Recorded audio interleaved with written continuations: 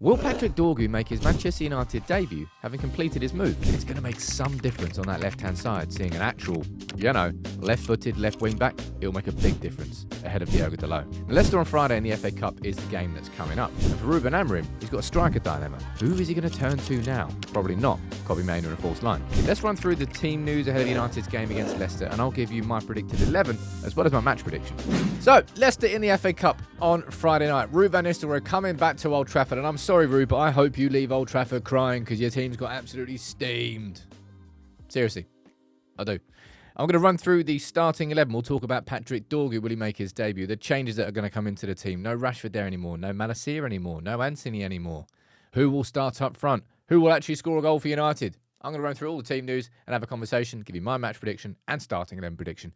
Let me know yours in the comments. But yeah, we're going to see Rude back at Old Trafford. Fantastic job he did as interim boss in between Erik ten Hag and Ruben Amorim coming in. It was a good handover, but I really hope that he leaves, as I said, Old Trafford crying after getting steamed 6-1. That's what I would like to see. No offence to Rude. He's had a tough time since going to Leicester, but it was always going to be a tough time, let's be honest. Right, in terms of team news, this is what United's official website is saying. Saying that Dorgu could be in line for his debut. Well, that's wrong now because we have the update on Martinez. He's done his ACL. Well, he's done a cruciate ligament injury. Victor Lindelof is available. Aiden Heaven could well come into the squad. Luke Shaw, whack. Johnny Evans and Mason Mount are both sidelines, and Malacia and Rashford have left. So this team here was the team that got spanked by Crystal Palace. Is it spanked as a fair word? I mean, we had control, but it's control without threat. And Crystal Palace absolutely punished us for mistakes. We got done by a set piece and then hit once in the transition. Of course, there's an obvious change that's going to be happening. Martinez, sucks, man.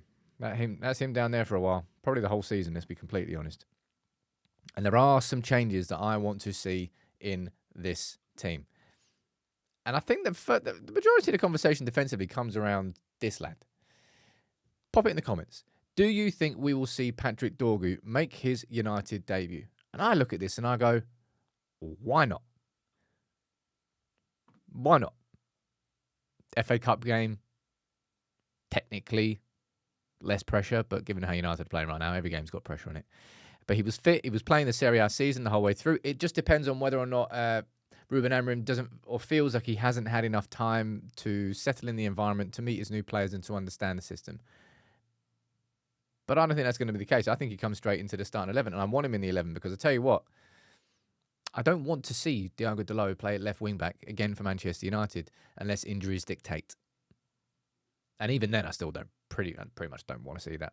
I'm going to bring him in there. But the question is, right, who replaces Martinez at left centre-back? I think you've got two main options, really. You've got Lenny Yoro and you've got Mazraoui.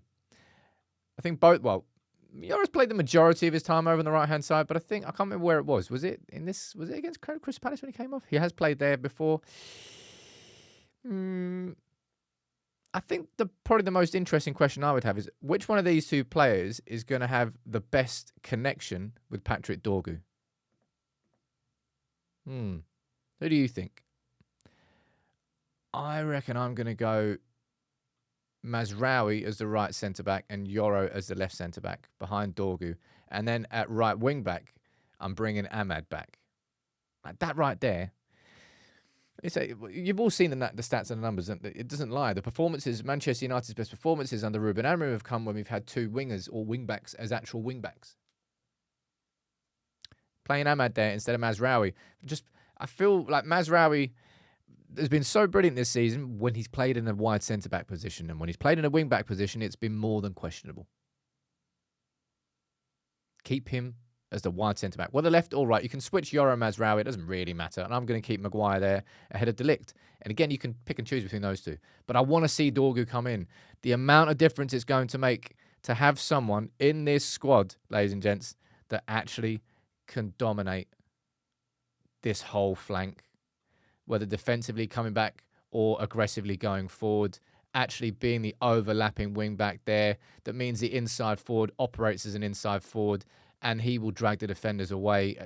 There's so much that we need from that left wing back position. There really is. And I'll fill this spot over here, I know. But I'm going to go for Dorgu as left wing back for his debut. Why not? I'm going to go for Ahmad as right wing back because we're significantly better there. And as I said, Martinez, that sucks, man. Interestingly, I think you should probably get Aiden Heaven in this squad, right? So we've been told Aiden Heaven is coming straight into this first team environment. Victor Lindelof's actually fit as well, so technically he could play one of the wide centre-back positions. But Heaven, we've been told, is a place on earth. But we've been told that he's going to be the understudy to Lissandro Martinez. I'm not saying that we should be putting Heaven and Dorgu into this team. I don't think that's the case, but it would be interesting to see if we see him in the matchday squad at least.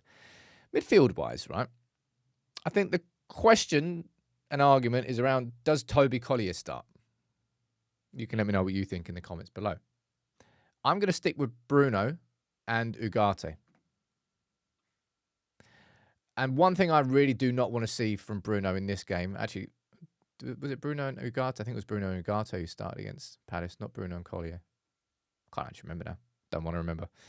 I don't want to see Bruno dropping into these positions. So often in that game, when we had the ball, Bruno was kind of dropping in between the centre-backs. Bruno, man, don't drop that deep. If that's an instruction from Amorim, I hope the instruction doesn't come in this game.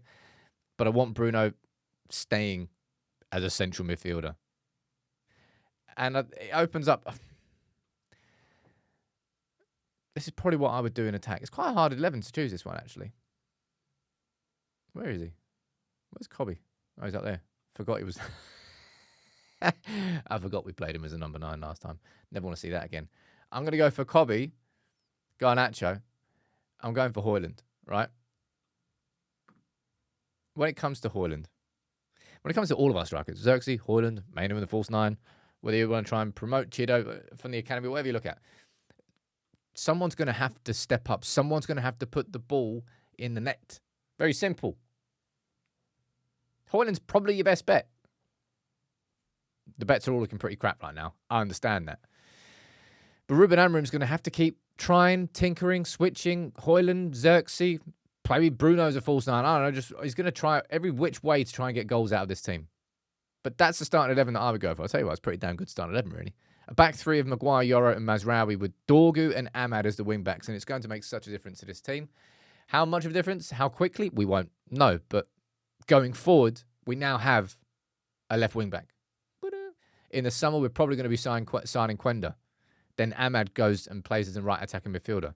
And I've gone for Mainu Garnacho behind Højlund. Am I confident that that's going to score? Am I confident it's going to win? No, absolutely not. I can't be confident about Manchester United right now, which is exactly why I'm going for a 1-0 win in this game. Just. United aren't scoring that much. How can I possibly predict that we're going to score more than one? And I hope that we can keep a clean sheet. That's my prediction. 1-0. Probably going to be spectacularly wrong. And that's my starting 11. Got a few changes, yeah. I want to see Dorgu in the starting 11. As long as he's fit and ready. And given that he's been playing for Lecce in Serie A, I don't see why he wouldn't be fit. It's just whether or not he's adapted and he's settled and to the point where he's ready to play a game. If not, we'll see him make his debut against Spurs. And if he's not, then we're probably going to see Diogo as left wing back again. You can let me know what you think in the comments below. That's my team. My prediction is 1-0. What's yours?